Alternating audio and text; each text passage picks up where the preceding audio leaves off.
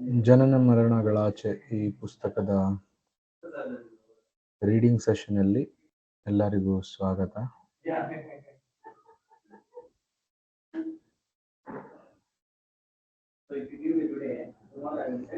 Page number 19. ಯಂತ್ರಗಳ ಸಹಾಯದಿಂದ ಉನ್ನತ ಗ್ರಹ ಲೋಕಗಳಿಗೆ ಹೋಗಲು ವ್ಯಕ್ತಿಯು ಪ್ರಯತ್ನಿಸಿದರೆ ಆ ಕ್ಷಣವೇ ಅವನಿಗೆ ಮರಣ ಒದಗುವುದು ಸಿದ್ಧ. ಏಕೆಂದರೆ ನಮ್ಮ ಈ ದೇಹವು ಪರಿಸರದಲ್ಲಿನ ತೀವ್ರ ಬದಲಾವಣೆಗಳನ್ನು ತಡೆದುಕೊಳ್ಳಲಾರದು. ಆದರೆ ಯೋಗಾಭ್ಯಾಸದ ದ್ವಾರ ಉನ್ನತ ಗ್ರಹ ವ್ಯೂಹಗಳಿಗೆ ಹೋಗಲು ವ್ಯಕ್ತಿಯು ಪ್ರಯತ್ನಿಸಿದರೆ ಅಂತಹ ಪ್ರವೇಶಕ್ಕೆ ಅಗತ್ಯವಿರುವ ದೇಹವನ್ನು ಅವನು ಪಡೆದುಕೊಳ್ಳುತ್ತಾನೆ. ಇದು ನಾವಿರುವ ಭೂಮಿಯಲ್ಲೇ ನಮ್ಮ ಅನುಭವಕ್ಕೆ ಬರುತ್ತದೆ. ನಾವು ನೀರಿನಲ್ಲಿ ಜಲಾವೃತ ಪರಿಸರದಲ್ಲಿ ಜೀವಿಸಲಿಕ್ಕಾಗುವುದಿಲ್ಲ. ಇದೇ ರೀತಿ ಜಲಚರಗಳು ಭೂಮಿಯ ಮೇಲೆ ಜೀವಿಸಲಾರವು.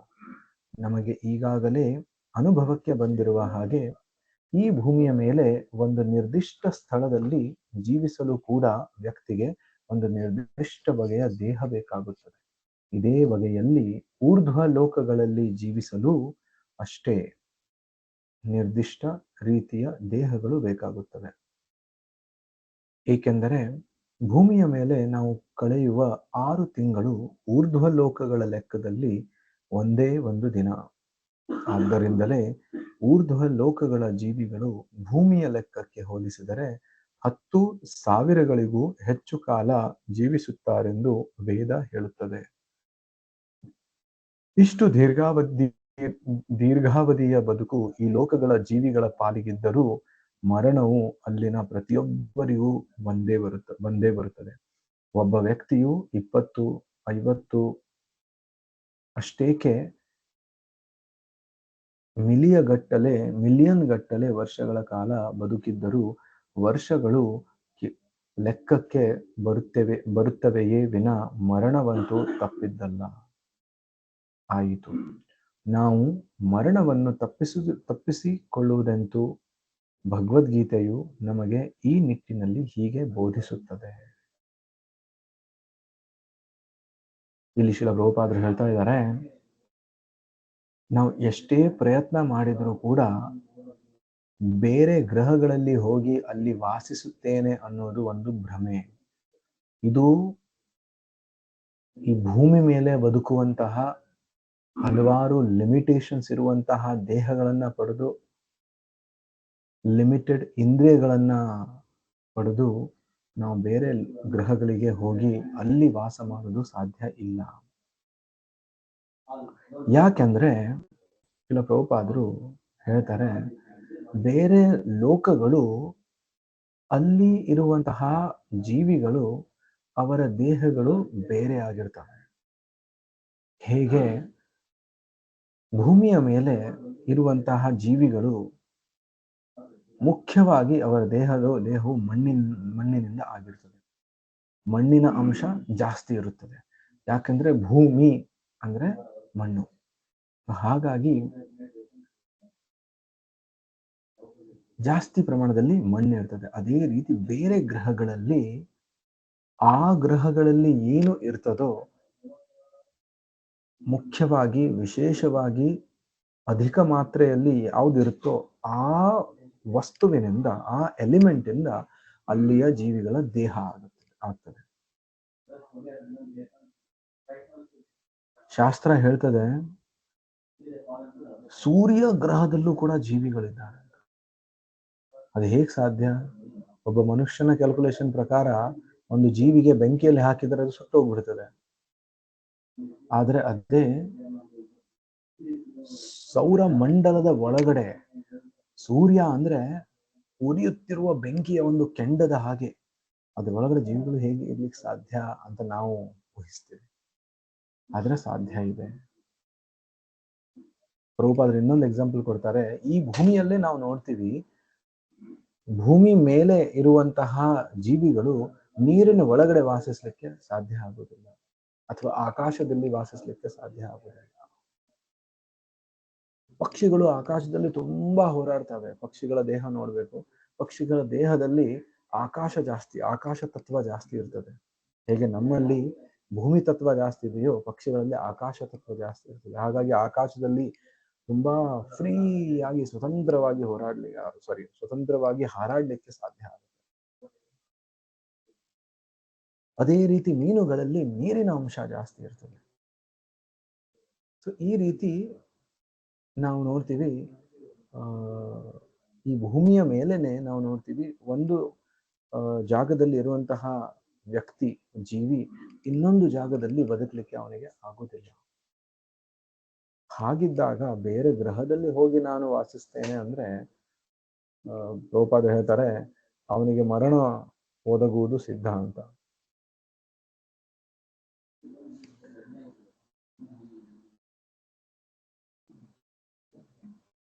ಮುಂದೆ ಭಗವದ್ಗೀತೆಯನ್ನ ರೆಫರ್ ಮಾಡಿ ಶ್ರೀಲ ಪ್ರಭುಪಾದ ಹೇಳ್ತಾರೆ. ಭಗವದ್ಗೀತೆ 2ನೇ ಅಧ್ಯಾಯ 20ನೇ ಶ್ಲೋಕದಲ್ಲಿ ಹೇಳ್ತಾರೆ, ನ ಜಾಯತೆ ಮ್ರಿಯತೆ ವಾ ಕದಾಚಿನ್ ನಾಯಂ ಭೂತ್ವಾ ಭವಿತಾ ವಾ ನ ಭೂಯಃ ಅಜೋ ನಿತ್ಯ ಶಾಶ್ವತೋಯಂ ಪುರಾಣೋ ನ ಹನ್ಯತೆ ಹನ್ಯಮಾನೇ ಶರೀರೆ.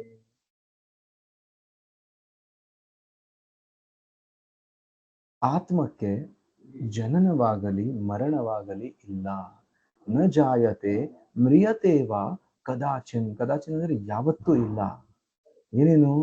ನ ಜಾಯತೆ ಜನ್ಮ, ಜನ್ಮ ಇಲ್ಲ. ಮ್ರಿಯತೆ ವಾ ಮರಣನೂ ಇಲ್ಲ. ಕದಾಚಿನ್ ಯಾವಾಗಲೂ ಇಲ್ಲ. ನ ಜಾಯತೆ ಮ್ರಿಯತೆ ವಾ ಕದಾಚಿನ್ ನಾಯಂ ಭೂತ್ವಾ ಭವಿತಾ ವಾನ ಭೂಯಃ. ಭೂತಕಾಲದಲ್ಲಿ ಕೂಡ ಅದಕ್ಕೆ ಒಂದ್ಸಲ ಜನನ ಆಗಿತ್ತು, ಆಮೇಲೆ ಮರಣವಾಗಿದೆ ಅನ್ನೋದು ಇಲ್ಲ.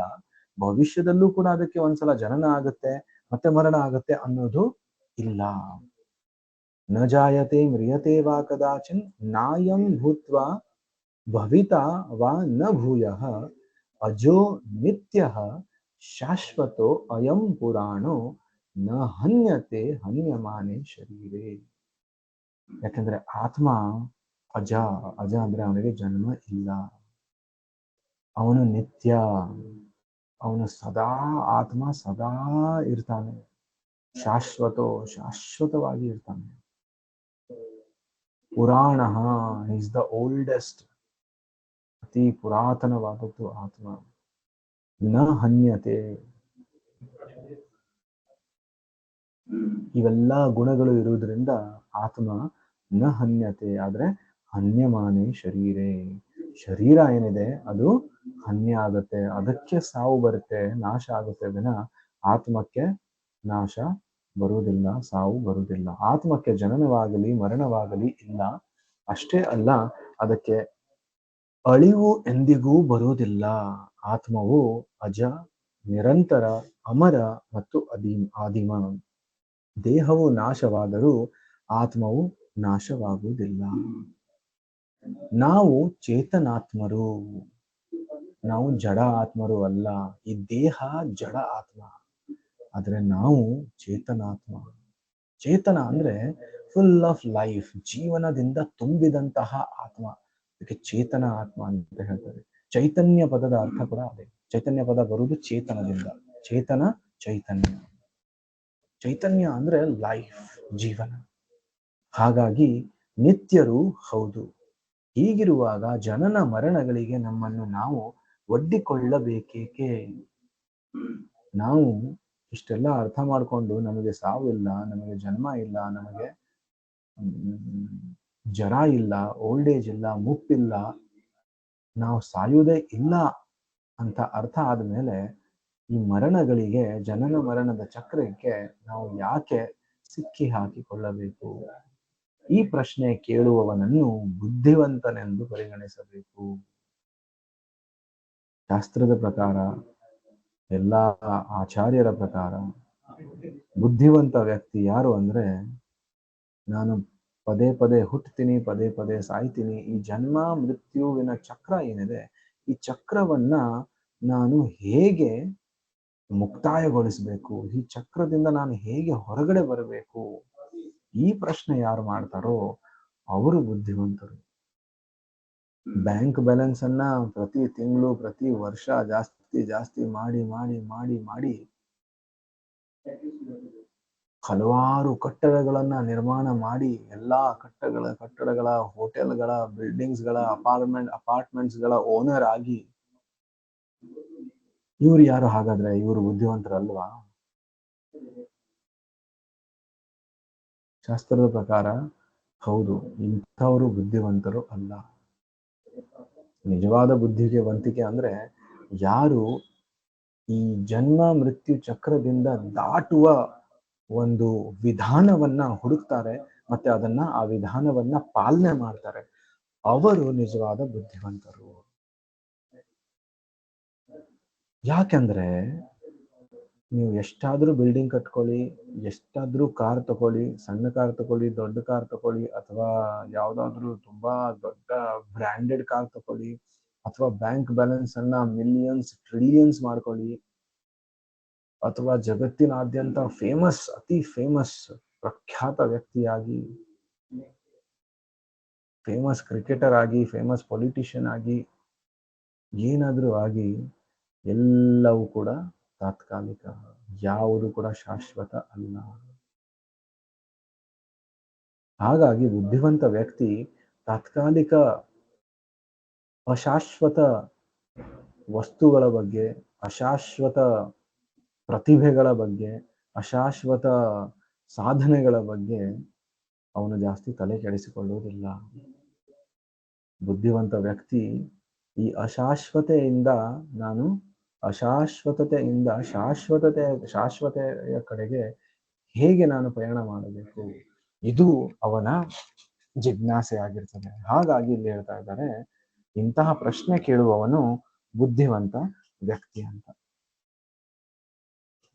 ಕೃಷ್ಣ ಪ್ರಜ್ಞಾವಂತರು ನಿಜಕ್ಕೂ ತುಂಬಾ ಬುದ್ಧಿಶಾಲಿಗಳು.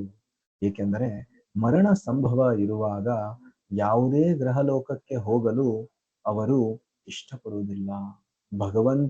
ಭಗವಂತನಿಗಿರುವಂತಹ ದೇಹವನ್ನು ಕೃಷ್ಣ ಪ್ರಜ್ಞಾವಂತರು ಬಯಸುತ್ತಾರೆ. ಆದ ಕಾರಣ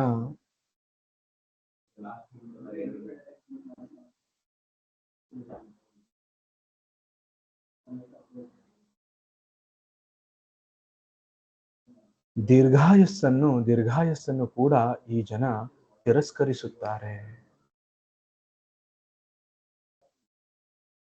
ಕೃಷ್ಣ ಪ್ರಜ್ಞಾವಂತರು, ಭಗವಂತನ ಭಕ್ತರು ಜೀವನವನ್ನ, ಮರಣವನ್ನ, ಭಗವಂತನ ಧಾಮವನ್ನ ಅರ್ಥ ಮಾಡಿಕೊಂಡ ಮೇಲೆ ಈ ಲೋಕದಿಂದ ಆದಷ್ಟು ಬೇಗ ನಾನು ಪಯಣ ಮಾಡಬೇಕು, ನನಗೆ ದೀರ್ಘಾಯಸ್ಸು ಬೇಡ ಅಂತ ಅವರು ಆಯಸ್ಸನ್ನ ಕೂಡ ತಿರಸ್ಕರಿಸುತ್ತಾರೆ. ಕುಲಶೇಖರ್ ಆಳ್ವಾರ್ ಅವರು ಭಗವಂತನ ಬೇರೆ ಬೇರೆ ಆಯುಧಗಳು, ಭಗವಂತನ ವಸ್ತ್ರಗಳು, ಭಗವಂತನ ಶಂಖ, ಭಗವಂತನ ಕೌಸ್ತುಭ, ಶಂಖ, ಚಕ್ರ, ಗದಾ, ಪದ್ಮ ಇವೆಲ್ಲವೂ ಕೂಡ ಪರ್ಸನಾಲಿಟೀಸ್. ಯಾಕಂದ್ರೆ ಆಧ್ಯಾತ್ಮಿಕ ಲೋಕದಲ್ಲಿ ಕಣವು ಕೂಡ ಒಂದು ಪರ್ಸನಾಲಿಟಿ. ಹಾಗಾಗಿ ಭಗವಂತನ 12 ಪ್ರಮುಖ ಚಿಹ್ನೆಗಳು ಈ ಭೂಮಿಯ ಮೇಲೆ ಅವತಾರ ತಗೊಂಡು ಬರ್ತಾರೆ. ಅವರೇ ಆಳ್ವಾರ್ಸ್ ಅಂತ. ಈ ಆಳ್ವಾರ್ಸ್ ಅಲ್ಲಿ ಒಬ್ಬ ಪ್ರಮುಖರಾದವರು ಕುಲಶೇಖರ ಆಳ್ವಾರ್ ಅಂತ. ಅವರೊಬ್ಬರು ರಾಜ ಇದ್ರು. ಆದರೆ ಭಗವಂತನ ಕೃಪೆಯಿಂದ ರಾಜ್ಯದ ಜವಾಬ್ದಾರಿಯನ್ನ ತನ್ನ ಮಗನಿಗೆ ಕೊಟ್ಟು ಅವರ ನಂತರ ಭಗವಂತನ ಸೇವೆಯಲ್ಲಿ ಎಷ್ಟೊಂದು ದಶಕಗಳನ್ನ ಕಳೀತಾರೆ. ಮತ್ತೆ ಹಲವಾರು ಭಗವಂತನ ಕೀರ್ತಿಯನ್ನ ಹೊಗಳಾಡುತ್ತಾ ಹಲವಾರು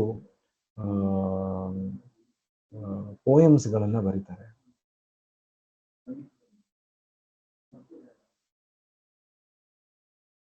ಅವರ ಒಂದು ಪುಸ್ತಕದ ಹೆಸರು ಮುಕುಂದಮಾಲಾ ಸ್ತೋತ್ರ ಅಂತ.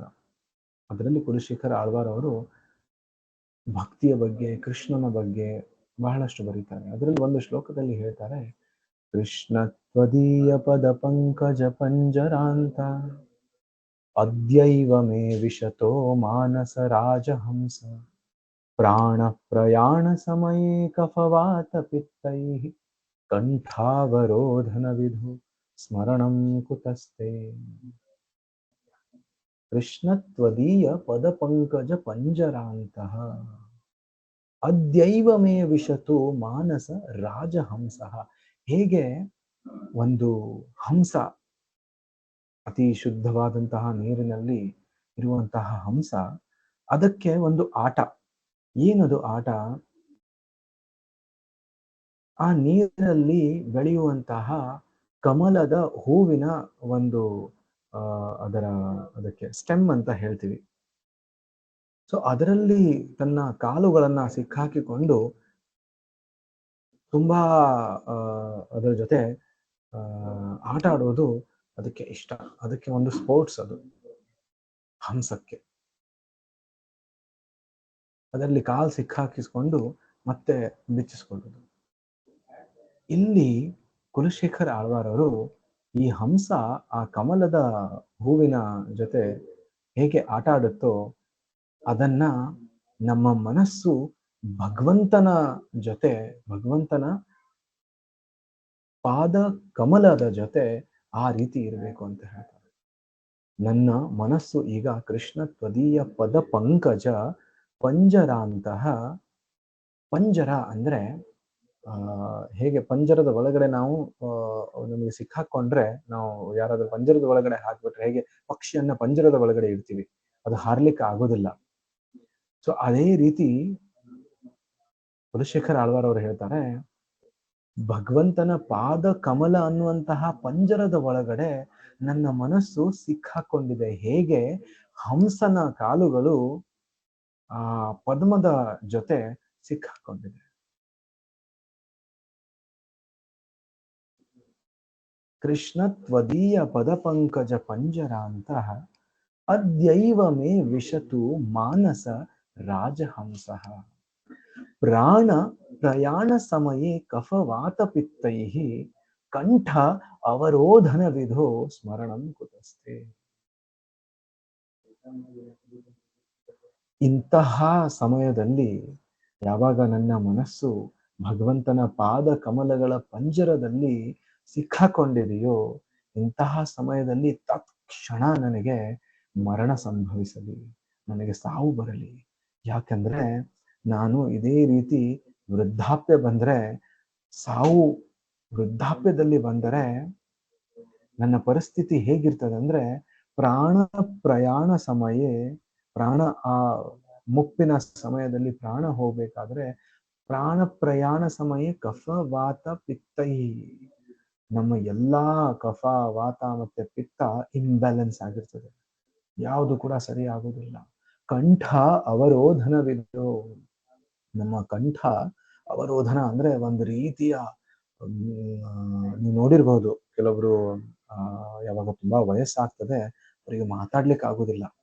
ಕಂಠ ಅವರೋಧನ ಅಂದ್ರೆ ಚೀರಾಡ್ದಂಗ ಆಗುತ್ತೆ, ತುಂಬಾ ಕಷ್ಟದಿಂದ ಮಾತಾಡ್ತಾರೆ, ಮತ್ತೆ ಮಾತು ಕೂಡ ತುಂಬಾ ಕ್ಲಿಯರ್ ಆಗಿ ಬರೋದಿಲ್ಲ, ತುಂಬಾ ಕರ್ಕಶವಾದಂತಹ ಮಾತು ಬರುತ್ತೆ. ಕಂಠ ಅವರೋಧನವಿದೋ ಸ್ಮರಣಂ ಕುತಸ್ತೆ. ಇಂತಹ ಕಷ್ಟದ ಪರಿಸ್ಥಿತಿಯಲ್ಲಿ ಇರಬೇಕಾದ್ರೆ ನಾನು ನಿನ್ನ ನೆನಪು ಮಾಡ್ಲಿಕ್ಕೆ ಹೇಗೆ ಸಾಧ್ಯ ಓ ಕೃಷ್ಣ ಅಂತ ಕುಲಶೇಖರ ಆಳ್ವಾರ್ ಹೇಳ್ತಾರೆ.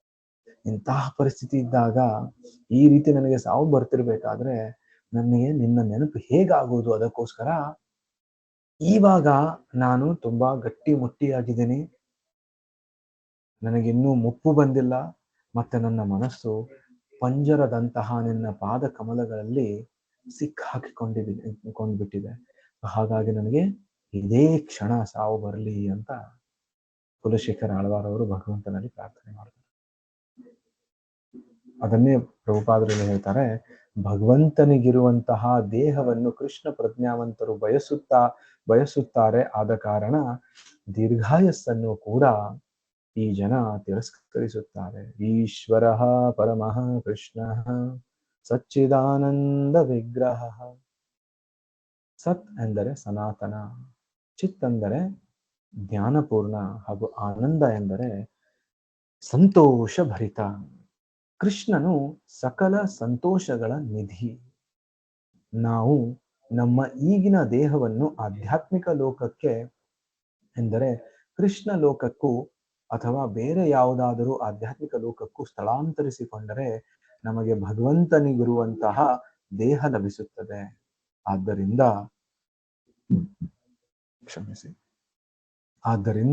ಕೃಷ್ಣ ಪ್ರಜ್ಞಾವಂತರಾದವರ ಗುರಿಯು ತಮ್ಮನ್ನು ಈ ಐಹಿಕ ಜಗತ್ತಿನ ಉನ್ನತ ಗ್ರಹ ಲೋಕಗಳಿಗೆ ಉನ್ನತಿಸಿಕೊಳ್ಳಲು ಪ್ರಯತ್ನಿಸುವವರ ಗುರಿಗಿಂತ ಭಿನ್ನವಾದುದು.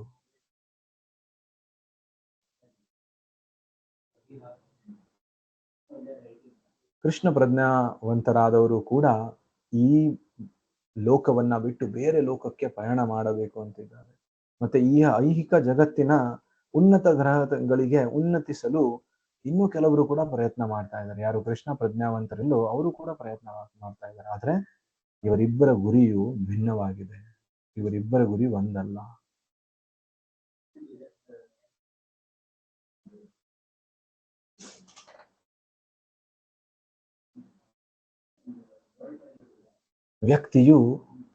ವ್ಯಕ್ತಿಯ ಆತ್ಮವು ಒಂದು ಸೂಕ್ಷ್ಮಾತಿ ಸೂಕ್ಷ್ಮ ಆಧ್ಯಾತ್ಮಿಕ ಕಿಡಿ. ಈ ಆಧ್ಯಾತ್ಮಿಕ ಕಿಡಿಯನ್ನು ಶಿರದ ಮೇಲ್ಭಾಗಕ್ಕೆ ತಂದುಕೊಳ್ಳುವುದೇ ಯೋಗದ ಪರಿಪೂರ್ಣತೆ. ಇಷ್ಟನ್ನು ಸಾಧಿಸಿದ್ದಾದ ಮೇಲೆ ಯೋಗಿಯು ತಾನು ಅಪೇಕ್ಷೆ ಪಡುವ ಈ ಐಹಿಕ ಜಗತ್ತಿನ ಯಾವುದೋ ಗ್ರಹಲೋಕಕ್ಕಾದರೂ ತನ್ನನ್ನು ಸ್ಥಳಾಂತರಿಸಿಕೊಳ್ಳಬಹುದು. ಚಂದ್ರ ಗ್ರಹ ಹೇಗಿದೆ ಎಂಬ ಕುತೂಹಲ ಯೋಗಿಯಲ್ಲಿದ್ದರೆ ಅಥವಾ ಬೇರಿತರ ಊರ್ಧ್ವ ಲೋಕಗಳ ಬಗೆಗೆ ಅವನು ತಿಳಿಯ ಬಯಸಿದರೆ ಅಂಥಲ್ಲಿಗೆ ಹೋಗಬಹುದು. ಕುತೂಹಲ ತಣಿಸಿಕೊಳ್ಳಲು ಜನ ನ್ಯೂಯಾರ್ಕ್ಗೋ ಕೆನಡಾಕ್ಕೋ ಹೋಗುತ್ತಾರಲ್ಲ, ಇದು ಹಾಗೆಯೇ. ವ್ಯಕ್ತಿಯು ಭೂಮಂಡಲದ ಯಾವ ಪ್ರದೇಶಕ್ಕಾದರೂ ಹೋಗಲಿ, ಅಲ್ಲೆಲ್ಲ ಒಂದೇ ತೆರನ ಪರವಾನಗಿ ಮತ್ತು ಸುಂಕದ ಪದ್ಧತಿಯನ್ನು ಕಾಣುತ್ತಾನೆ. ಅಷ್ಟೇ ಅಲ್ಲ, ಎಲ್ಲಾ ಐಹಿಕ ಗ್ರಹಲೋಕಗಳಲ್ಲೂ ಹುಟ್ಟು, ಮುಪ್ಪು, ರೋಗ ಹಾಗೂ ಮರಣಗಳು ಇರುವುದನ್ನು ವ್ಯಕ್ತಿಯು ಕಾಣುತ್ತಾನೆ. ನೀವು ಯಾವ ಲೋಕಕ್ಕೆ ಬೇಕಾದರೂ ಹೋಗಿ, ಭೂರ್ ಭುವಃ ಸ್ವಹ ಮಹರ್ ಜನ ತಪಃ ಸತ್ಯ, ಅಥವಾ ಕೆಳಗಡೆ ಹೋಗಿ ಅತಲ ವಿತಲ ಸುತಲ ತಲಾತಲ ಮಹಾತಲ ರಸಾತಲ ಪಾತಾಳ, ಯಾವ ಲೋಕಕ್ಕಾದರೂ ಹೋಗಿ ಯಾವ ಲೋಕದಲ್ಲೂ ಕೂಡ ಹುಟ್ಟು, ಮುಪ್ಪು, ರೋಗ ಹಾಗೂ ಮರಣ ತಪ್ಪಿದ್ದಲ್ಲ.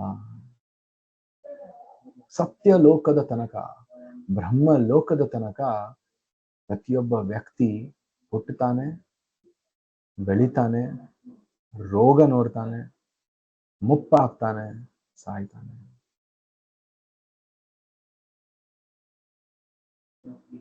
ಯಾವಾಗ ಹಿರಣ್ಯಕಶಿಪು ಬ್ರಹ್ಮದೇವರಿಗೆ ತಪಸ್ಸಿನ ಮುಖಾಂತರ ಪ್ರಸನ್ನಗೊಳಿಸಿ ಬ್ರಹ್ಮದೇವರಿಗೆ ನನಗೆ ಅಮರ ಮಾಡು, ನನಗೆ ಸಾವು ಬೇಡ ಅಂತ ಯಾವಾಗ ಹೇಳ್ತಾನೋ ಅವಾಗ ಬ್ರಹ್ಮದೇವರು ಹೇಳ್ತಾರೆ, ಸಾವು ನನಗೂ ಕೂಡ ಬರುತ್ತದೆ,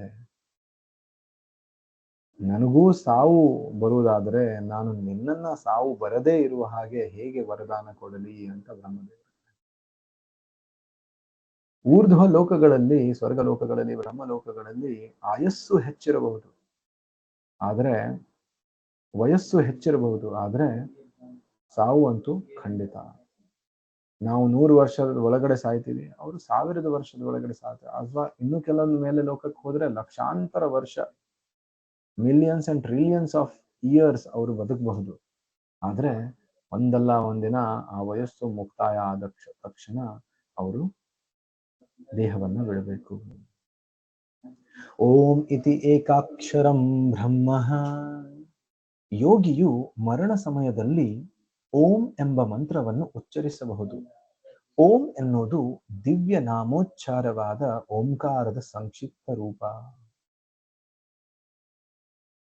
ಯೋಗಿಯು ಕೃಷ್ಣ ಅಥವಾ ವಿಷ್ಣುವನ್ನು ಸ್ಮರಿಸುತ್ತಾ ಅದರ ಜೊತೆಗೆ ಈ ಓಂಕಾರ ಮಂತ್ರವನ್ನು ಉಚ್ಚರಿಸಬಲ್ಲವನಾದರೆ ಪರಮೋಚ್ಚ ಗುರಿಯನ್ನು ಮುಟ್ಟುತ್ತಾನೆ.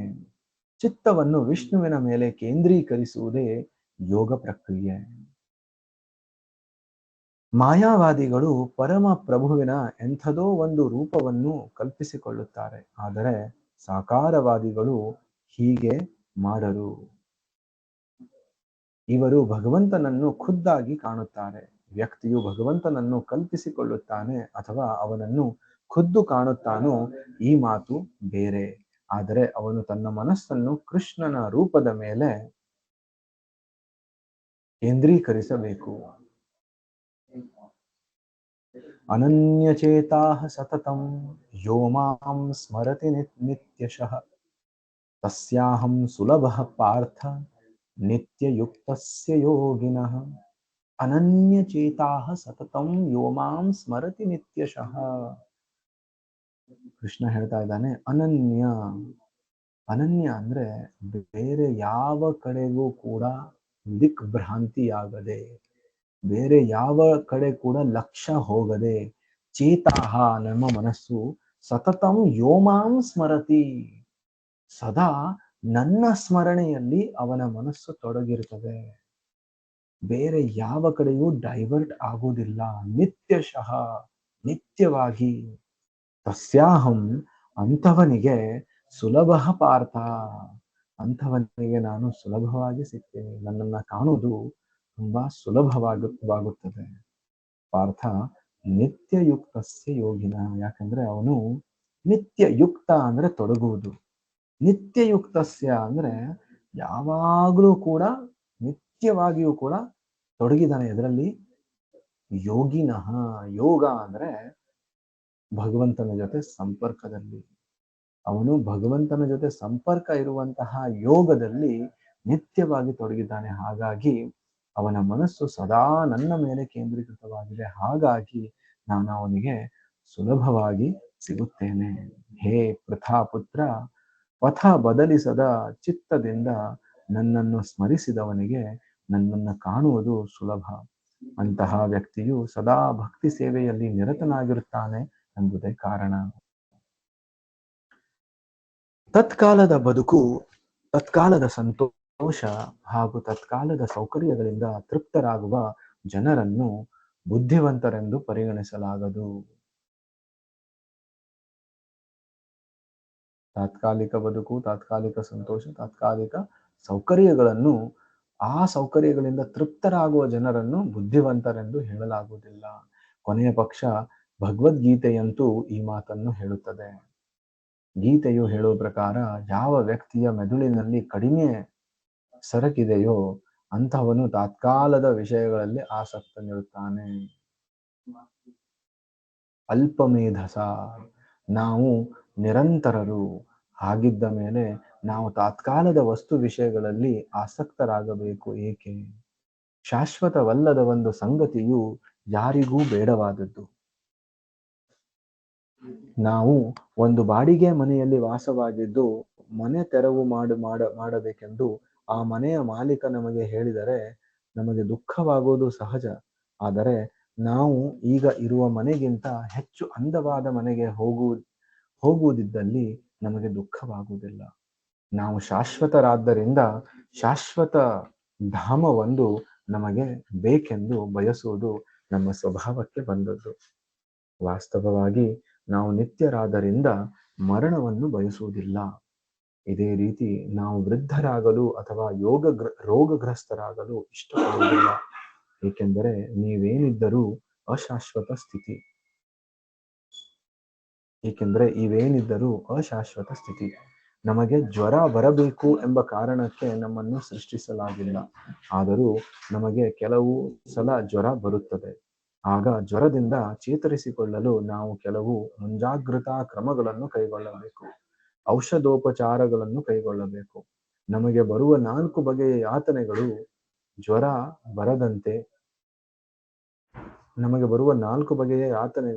ಬಂದಂತೆ ಅವೆಲ್ಲ ಈ ದೇಹದ ದೆಸೆಯಿಂದಾಗಿ ಬರುತ್ತವೆ.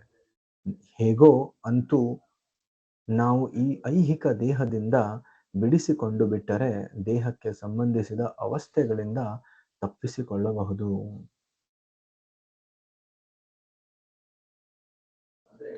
ಈ ಅಶಾಶ್ವತ ದೇಹದಿಂದ ಬಿಡಿಸಿಕೊಳ್ಳಲು ಕೃಷ್ಣನು ಮಾಯಾವಾದಿಗಳಿಗೆ ಒಂದು ಸಲಹೆ ನೀಡುತ್ತಾನೆ.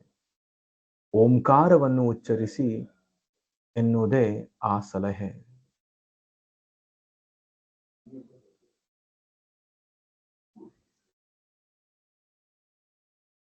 ಹೀಗೆ ಮಾಡುವುದರ ಮೂಲಕ ಮಾಯಾವಾದಿಗಳು ಆಧ್ಯಾತ್ಮಿಕ ಲೋಕಕ್ಕೆ ಸ್ಥಳಾಂತರಗೊಳ್ಳಬಹುದು.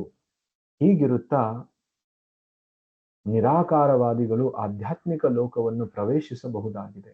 ಅಲ್ಲಿನ ಯಾವುದೇ ಗ್ರಹ ವಲಯವನ್ನು ಅವರು ಪ್ರವೇಶಿಸುವಂತಿಲ್ಲ. ಅವರು ಹೊರಗೆ ಎಂದರೆ ಬ್ರಹ್ಮ ಜ್ಯೋತಿಯಲ್ಲಿ ಉಳಿದು ಬಿಡುತ್ತಾರೆ. ಬ್ರಹ್ಮ ಜ್ಯೋತಿಯಲ್ಲಿ ಸೂರ್ಯ ಪ್ರಕಾಶಕ್ಕೆ, ಬ್ರಹ್ಮ ಜ್ಯೋತಿಯನ್ನು ಸೂರ್ಯ ಪ್ರಕಾಶಕ್ಕೆ ಹೋಲಿಸಬಹುದು. ಆಧ್ಯಾತ್ಮಿಕ ಲೋಕದ ಗ್ರಹ ವಲಯಗಳನ್ನು ಸ್ವಯಂ ಸೂರ್ಯನಿಗೆ ಹೋಲಿಸಬಹುದಾಗಿದೆ. ಆಧ್ಯಾತ್ಮಿಕ ವ್ಯೋಮದಲ್ಲಿ ಮಾಯಾವಾದಿಗಳು ಪರಮ ಪ್ರಭುವಿನ ಪ್ರಭೆಯಾದ ಬ್ರಹ್ಮ ಜ್ಯೋತಿಯಲ್ಲಿ ಉಳಿಯುತ್ತಾರೆ. ಈ ಬ್ರಹ್ಮ ಜ್ಯೋತಿಯಲ್ಲಾದರೂ ನಿರಾಕಾರವಾದಿಗಳನ್ನು ಆಧ್ಯಾತ್ಮಿಕ ಕಿಡಿಗಳಾಗಿ ಇರಿಸಲಾಗುತ್ತದೆ. ಹೀಗೆ ಆ ಬ್ರಹ್ಮ ಜ್ಯೋತಿಯು ಅಸಂಖ್ಯ ಕಿಡಿಗಳಿಂದ ತುಂಬಿಕೊಳ್ಳುತ್ತದೆ. ಆಧ್ಯಾತ್ಮಿಕ ಅಸ್ತಿತ್ವದಲ್ಲಿ ಲೀನವಾಗುವುದು ಎಂದರೆ ಇದೆ. ಒಬ್ಬ ವ್ಯಕ್ತಿಯನ್ನು ಬ್ರಹ್ಮ ಜ್ಯೋತಿಯಲ್ಲಿ ಇರಿಸಲಾಯಿತು ಎಂದ ಮಾತ್ರಕ್ಕೆ ಅವನು ಅದರಲ್ಲಿ ಲೀನನಾಗಿ ಹೋದ ಎಂದು ಪರಿಗಣಿಸಬಾರದು. ಆಧ್ಯಾತ್ಮಿಕ ಕಿಡಿಯ ಸ್ವತಂತ್ರ ಅಸ್ತಿತ್ವವನ್ನು ಹಾಗೆಯೇ ಉಳಿಸಿಡಲಾಗುತ್ತದೆ. ಆದರೆ ಮಾಯಾವಾದಿಯು ಸಾಕಾರ ರೂಪ ಪಡೆಯಲು ಇಚ್ಛಿಸುವುದಿಲ್ಲವಾದ ಕಾರಣ ಅವನು ಬ್ರಹ್ಮ ಜ್ಯೋತಿಯಲ್ಲಿ ಒಂದು ಕಿಡಿಯಾಗಿ ಕಂಡುಬರುತ್ತಾನೆ. ಹೇಗೆ ಸೂರ್ಯ ಪ್ರಕಾಶವನ್ನು ಕೋಟ್ಯಾಂತರ ಅಣುಗಳಿಂದ ಮಾಡಲಾಗಿದೆಯೋ ಹಾಗೆ ಬ್ರಹ್ಮ ಜ್ಯೋತಿಯನ್ನು ಅನೇಕ ಕಿಡಿಗಳಿಂದ ಮಾಡಲಾಗಿದೆ. ಆದರೂ ಜೀವಿಗಳಾಗಿ ನಮಗೆ ಸಂತೋಷಾನುಭವ ಬೇಕು. ಆ ಸಂತೋಷದಲ್ಲಿ ಮುಳುಗಿದ್ದರಷ್ಟೇ ಸಾಲದು. ನಮಗೆ ಆನಂದ ಹಾಗೂ ಸತ್ ಅಂದ್ರೆ ನಿರಂತರ ಬದುಕು ಕೂಡ ಬೇಕು. ಜೀವಿಯನ್ನು ಕಿಡಿಯಾಗಿ ನೋಡಿದರೆ ಅವನು ನಿರಂತರತೆ, ಜ್ಞಾನ ಹಾಗೂ ಆನಂದಗಳೆಂಬ 3 ಗುಣಗಳಿಂದ ಮಾಡಲ್ಪಟ್ಟವನಾಗಿದ್ದಾನೆ. ಪ್ರತಿಯೊಂದು ಆತ್ಮ ಸತ್, ಚಿತ್ ಮತ್ತೆ ಆನಂದ ಈ 3ರಿಂದ ಮಾಡಲ್ಪಟ್ಟಿದೆ. ನಿರಂತರತೆ, ಜ್ಞಾನ ಮತ್ತು ಆನಂದ. ನಿರಾಕಾರ ಸ್ಥಿತಿಯಲ್ಲಿ ಬ್ರಹ್ಮಜ್ಯೋತಿಯನ್ನು ಸೇರುವವನು ತಾವೀಗ ಬ್ರಹ್ಮನ್ ಜೊತೆ ಸಜಾತೀಯವಾಗಿ ಸೇರಿ ಹೋಗಿದ್ದೇವೆಂಬ ತಿಳಿವಿನಲ್ಲಿ ಕೆಲವು ಕಾಲ ಅಲ್ಲಿ ಉಳಿದಿರಬಹುದು. ಆದರೆ ಅವರು ನಿತ್ಯಾನಂದವನ್ನು ಅನುಭವಿಸುವಂತಿಲ್ಲ. ಏಕೆಂದರೆ ಆನಂದವನ್ನು ಅನುಭವಿಸುವ ಭಾಗದ ಕೊರತೆ ಅವರಿಗಿದ್ದೇ ಇರುತ್ತದೆ. ಆನಂದವನ್ನು ಅನುಭವಿಸುವ ಭಾಗದ ಕೊರತೆ ಅವರಿಗೆ ಇದ್ದೇ ಇರುತ್ತದೆ. ಯಾಕೆಂದ್ರೆ ಈ ಆನಂದ ಮತ್ತೆ ಜ್ಞಾನ ಸಿಗುವುದು, ಸತ್, ಚಿತ್ ಮತ್ತೆ ಆನಂದ ಈ 3 ಸಿಗುವುದು ಶಾಶ್ವತತೆ, ನಿರಂತರತೆ, ಜ್ಞಾನ ಮತ್ತು ಆನಂದ ಈ 3 ಸಿಗುವುದು ಭಗವಂತನ ಪರಮ ಸತ್ಯದ ಭಗವಾನ್ ದೇವೋತ್ತಮ ಪರಮ ಪುರುಷನ ಸಾಕ್ಷಾತ್ಕಾರ ಆದಾಗ ಮಾತ್ರ ಈ 3ಗಳು ಸಿಗ್ತವೆ. ಇಲ್ಲ ಮೊದಲನೇ ಸ್ಥಾನದಲ್ಲಿ ನಾನು ಬ್ರಹ್ಮನ್ ಅಂದ್ರೆ ನಾನು ಒಂದು ಆತ್ಮ, ನನಗೆ ಸಾವು ಇಲ್ಲ, ಆ ನಿರಂತರತೆಯ ಒಂದು ಸಾಕ್ಷಾತ್ಕಾರ ಆಗುತ್ತೆ. ಮತ್ತೆ ಬ್ರಹ್ಮ ಜ್ಯೋತಿಯಲ್ಲಿ ಲೀನ ಆದಾಗ ಆ ನಿರಂತರತೆಯ ಸಾಕ್ಷಾತ್ಕಾರ ಮಾತ್ರ ಆಗುತ್ತೆ. ನಾನೊಬ್ಬ ಶಾಶ್ವತ ಜೀವಿ ಎನ್ನುವುದು ಸಾಕ್ಷಾತ್ಕಾರ ಮಾತ್ರ ಆಗುತ್ತೆ. ಆದ್ರೆ ನಿತ್ಯ ಆನಂದ ಅವನಿಗೆ ಸಿಗುವುದಿಲ್ಲ. ಯಾಕೆಂದ್ರೆ ಈ ನಿರಂತರತೆಯ ಸಾಕ್ಷಾತ್ಕಾರದ ಮೇಲೆ ಇರುವುದು ಜ್ಞಾನದ ಸಾಕ್ಷಾತ್ಕಾರ, ಇದಾದ ಮೇಲೆ ಇರುವುದು ಆನಂದದ ಸಾಕ್ಷಾತ್ಕಾರ. ಸೊ ಹಾಗಾಗಿ ಈ ಬ್ರಹ್ಮನ್ ಸಾಕ್ಷಾತ್ಕಾರ ಆದ ಮೇಲೆ ಹೇಗೆ ಸೂರ್ಯನ ಉದಾಹರಣೆ ಕೊಡ್ತಾರೆ ಇದಕ್ಕಿಂತ ಮುಂಚೆ ಪ್ಯಾರಾಗ್ರಾಫ್ ಅಲ್ಲಿ ಶ್ರೀಲ ಪ್ರಭುಪಾದರು ಸೂರ್ಯನನ್ನ ಅರ್ಥ ಮಾಡ್ಕೊಳ್ಳೋದು 3 ಹಂತದಲ್ಲಿದೆ. ಮೊದಲನೇ ಹಂತ ಸೂರ್ಯನ ಬೆಳಕು ಮತ್ತೆ ಸೂರ್ಯನ ಶಾಖದಿಂದ. ಸೂರ್ಯನ ಬೆಳಕು, ಸೂರ್ಯನ ಶಾಖ ಸೂರ್ಯನಿಗಿಂತ ಭಿನ್ನ ಇಲ್ಲ, ಆದರೂ ಕೂಡ ಭಿನ್ನ. ಸೂರ್ಯನ ಶಾಖ ಮತ್ತೆ ಸೂರ್ಯನ ಕಿರಣಗಳಿಗೆ ಮಾತ್ರ ನಾವು ಅದೇ ಸೂರ್ಯ ಅಂತ ಹೇಳಲಿಕ್ಕೆ ಸಾಧ್ಯ ಆಗುವುದಿಲ್ಲ. ಅದೇ ರೀತಿ ಭಗವಂತನ ಪ್ರಭೆ ಬ್ರಹ್ಮ ಜ್ಯೋತಿಯನ್ನೇ ಸರ್ವಸ್ವ ಅಂತ ಹೇಳಲಿಕ್ಕೆ ಆಗುವುದಿಲ್ಲ. ಮತ್ತೆ ಮುಂದೆ ಸೂರ್ಯನ ಅರ್ಥ ಮಾಡ್ಕೊಳ್ಳೋ ಎರಡನೇ ಹಂತ ಸೂರ್ಯನ ಸೌರಮಂಡಲ, ದ ಗ್ಲೋಬ್, ಸನ್ ಗ್ಲೋಬ್. ಆ ಸೌರಮಂಡಲವನ್ನೇ ಎಲ್ಲವೂ ಅಂತ ಕೂಡ ಹೇಳಲಿಕ್ಕೆ ಆಗುದಿಲ್ಲ.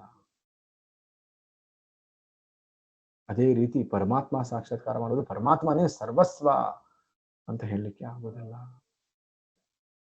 ಸೂರ್ಯನಿಗೆ ಅರ್ಥ ಮಾಡ್ಕೋತಾ ವ್ಯಕ್ತಿ ಇನ್ನು ಮುಂದೆ ಹೋದಾಗ ಬರೀ ಸೂರ್ಯನ ಬೆಳಕು, ಸೂರ್ಯನ ಶಾಖ ಅಷ್ಟೇ ಸೂರ್ಯ ಅಲ್ಲ, ಸೌರ ಮಂಡಲ ಅಷ್ಟೇ ಸೂರ್ಯ ಅಲ್ಲ, ಸೌರ ಮಂಡಲದ ಒಳಗಡೆ ಒಬ್ಬ ಒಂದು ವ್ಯಕ್ತಿತ್ವ ಇದೆ.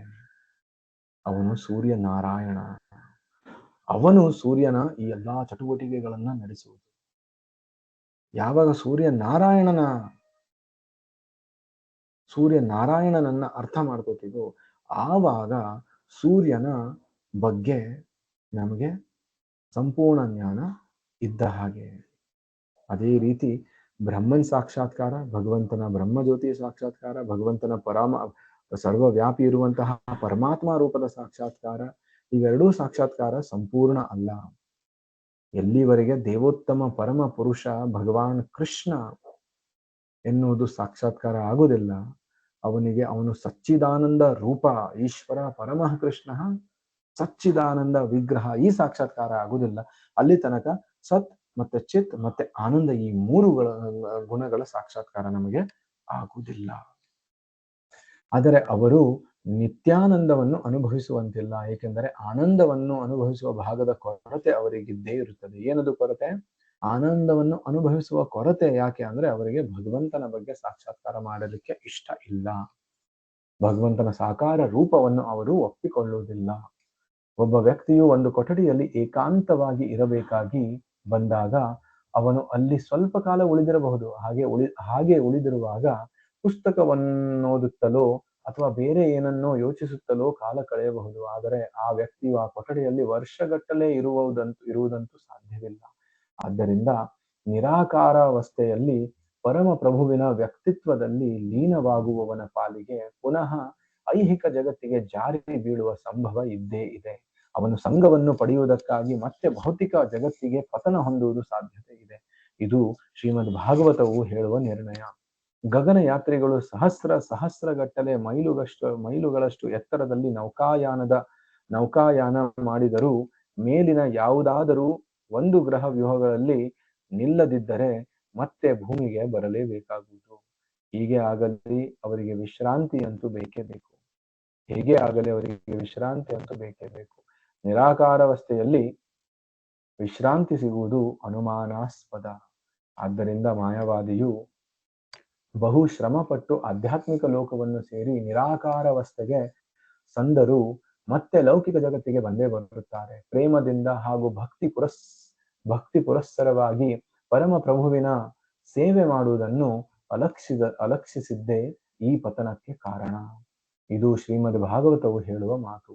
ನಾವು ಈ ಭೂಮಿಯ ಮೇಲಿರುವಷ್ಟು ಕಾಲವು ಕೃಷ್ಣನನ್ನು ಪ್ರೀತಿಸುವ ಹಾಗೂ ಅವನ ಸೇವೆ ಮಾಡುವ ಕಾಯಕವನ್ನು ಅಭ್ಯಾಸಕ್ಕೆ ತಂದುಕೊಳ್ಳುತ್ತಾ ಹೋಗಬೇಕು. ಇಷ್ಟನ್ನು ನಾವು ಕಲಿತೇವಾದರೆ ಆಧ್ಯಾತ್ಮಿಕ ಗ್ರಹ ಲೋಕಗಳನ್ನು ಪ್ರವೇಶಿಸಬಹುದು. ಆಧ್ಯಾತ್ಮಿಕ ಲೋಕದಲ್ಲಿ ಮಾಯಾವಾದಿಗಳ ಸ್ಥಾನವು ಅಶಾಶ್ವತ. ಏಕೆಂದರೆ ಏಕಾಂಗಿತನವನ್ನು ಕಳೆದುಕೊಳ್ಳಲು ಅವರು ಸಂಗಾತಿಗಳನ್ನು ಹುಡುಕಿಕೊಳ್ಳಲು ಪ್ರಯತ್ನಿಸುತ್ತಾರೆ. ಮಾಯಾವಾದಿಯು ವೈಯಕ್ತಿಕ ನೆಲೆಯಲ್ಲಿ ಪ್ರಭುವಿನ ಸಂಘವನ್ನು ಬೆಳೆಸುವುದಿಲ್ಲವಾದವಾಗಿ ಆತ ಮತ್ತೆ ಈ ಜಗತ್ತಿಗೆ ಬಂದು ಇಲ್ಲಿನ ಜೀವಿಗಳ ಸಂಘ ಬೆಳೆಸಿಕೊಳ್ಳಬೇಕು. ಆದ್ದರಿಂದ ನಮ್ಮ ಸ್ವರೂಪ ಸ್ಥಿತಿ ಏನು ಎಂಬುದನ್ನು ನಾವು ಅರ್ಥ ಮಾಡಿಕೊಳ್ಳಬೇಕಾದ್ದು ಬಹುಮುಖ್ಯ. ಆ ಸ್ವರೂಪ ಸ್ಥಿತಿ ಹೀಗೆ: ನಮಗೆ ನಿತ್ಯತೆ ಬೇಕು, ಪೂರ್ಣ ಜ್ಞಾನ ಹಾಗೂ ಸಂಪೂರ್ಣ ಆನಂದಗಳು ಬೇಕು. ನಾವು ಬಹುಕಾಲ ಒಬ್ಬಂಟಿಗಳಾಗಿದ್ದರೆ ನಮ್ಮ ಪಾಲಿಗೆ ಸಂತೋಷ ಸಿಗದು. ಅಷ್ಟೇ ಅಲ್ಲ, ಈ ಐಹಿಕ ಜಗತ್ತು ನೀಡುವ ಸಂತೋಷಗಳನ್ನು ಒಪ್ಪಿಕೊಂಡು ಹಾಯಾಗಿದ್ದು ಬಿಡುತ್ತೇವೆ. ನಿಜವಾದ ಸಂತೋಷವನ್ನು ನಾವು ಕೃಷ್ಣ ಪ್ರಜ್ಞಾವಂತರಾಗಿದ್ದಾಗ ಮಾತ್ರ ಅನುಭವಿಸುತ್ತೇವೆ. ಇಹಲೋಕದಲ್ಲಿ ಸಿಗಬಹುದಾದ ಅತ್ಯುನ್ನತ ಸಂತೋಷವೆಂದರೆ ಸುರತ ಸುಖವೆಂದು ಸಾಮಾನ್ಯವಾಗಿ ಭಾವಿಸಲಾಗುತ್ತದೆ. ಈ ಜಗತ್ತಿನ ಸುರತ ಸುಖವೇನಿದ್ದರೂ ಆಧ್ಯಾತ್ಮಿಕ ಲೋಕದ ಮಿಲನ ಸುಖದ, ಕೃಷ್ಣನ ಸಂಗಾತಿಯಾಗಿರುವುದರ ಸುಖದ ವಿಕೃತ ಪ್ರತಿಬಿಂಬವಷ್ಟೇ. ಆಧ್ಯಾತ್ಮಿಕ ಲೋಕದಲ್ಲಿನ ಆನಂದವು ಐಹಿಕ ಜಗತ್ತಿನ ಲೈಂಗಿಕ ಸುಖದಂತೆ ಎಂದು ಭಾವಿಸಬಾರದು. ವಸ್ತುಸ್ಥಿತಿ ಹೀಗಿಲ್ಲ, ಅಲ್ಲಿನ ರೀತಿಯೇ ಬೇರೆ. ಆದರೆ ಆಧ್ಯಾತ್ಮಿಕ ಲೋಕದಲ್ಲಿ ಲೈಂಗಿಕ ಬದುಕು ಇದ್ದ ಹೊರತು ಅದರ ಪ್ರತಿಬಿಂಬ ಇಹಲೋಕದಲ್ಲಿರಲು ಸಾಧ್ಯವಿಲ್ಲ. ಇಹಲೋಕದ ಲೈಂಗಿಕ ಬದುಕು ಆಧ್ಯಾತ್ಮಿಕ ಜಗತ್ತಿನ ಲೈಂಗಿಕ ಬದುಕಿನ ವಿಕೃತ ಪ್ರತಿಬಿಂಬ. ಆದರೆ ಅಂತಹ ನಿಜವಾದ ಸುಖವಿರುವುದು ಕೃಷ್ಣನಲ್ಲಿ. ಅವನು ಸಂತೋಷಪೂರ್ಣ.